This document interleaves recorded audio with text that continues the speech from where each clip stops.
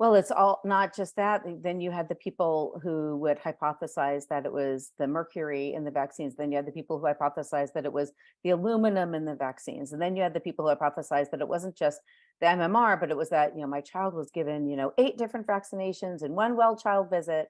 And then, the next day spiked a fever 105 and then had a seizure and then regressed into autism. I mean, you hear many, many, many different stories and ideas, not just the Wakefield, right, idea.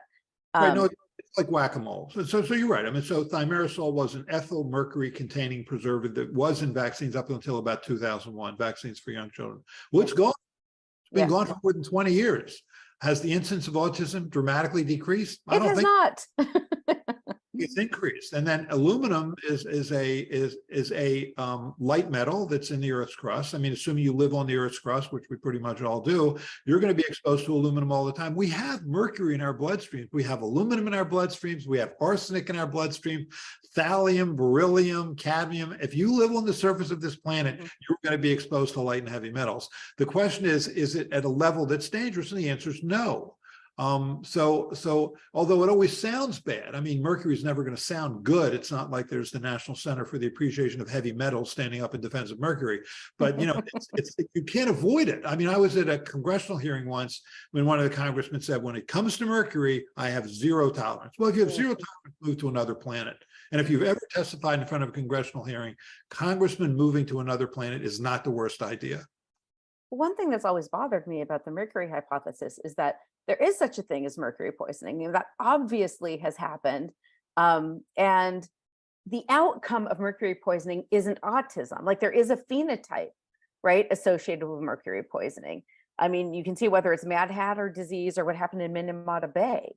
You can see this and it's not autism. Right, or the fumigated grain disaster in Iraq, the Minamata Bay disaster. First of all, that's methyl mercury, not ethyl mercury. And methyl true, yeah. Longer half-life, has a half-life of about 70 days as compared to ethyl mercury, which is 7 days. So ethyl mercury, which is a synthetic product, is just excreted from the body much more quickly. I understand how mercury it can scare people, but again, you need to ingest massive amounts, as was seen in those 2 poisoning events, and the mercury toxicities aren't autism. So yeah.